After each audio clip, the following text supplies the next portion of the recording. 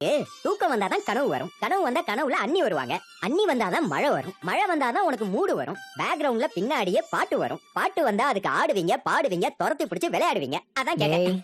எப்படி கரெக்டா? வாய் மூடு, வேற யாராவது வந்துட போறாங்க. சும்மா அட அண்ணனுக்கு வெக்கத்தை பாரு. சும்மா நீ வேற.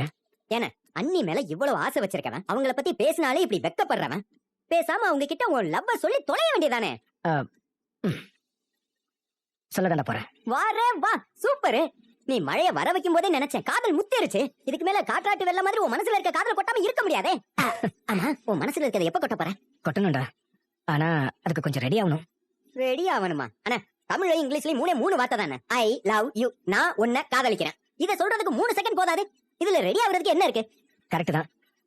ஆனா அதை சாதாரணமா எல்லாருமே சொல்றதுடா. ஆனா என் கண்மணி கிட்ட நான் அப்படி சொல்ல முடியாதுல்ல. அப்புறம் எப்படி சொல்ல போற? படம் எடுக்க போறேன். படம் எடுக்க போறியா? அண்ணா அவன் படம் எடுத்து ஆடி லான்ச் கொண்டு வரவே நாக்கு தள்ளி முச்சந்தில உட்கார்ந்திருக்காங்க. நீ ரொம்ப ஈஸியா சொல்லிக்கிட்டு இருக்க. அப்படியே படம் எடுத்தாலும் அதை எப்ப எடுத்து எப்ப அதை ரிலீஸ் பண்ணி அன்னைக்கு போட்டு காமிக்க போற. ஒருவேளை நீ படம் எடுத்தாலும் அதை உங்களுக்கு புரியணும்ல.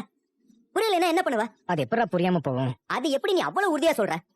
ஏன்னா என் படத்துல ஹீரோ நான் தான், ஹீரோயின் கண்மணி.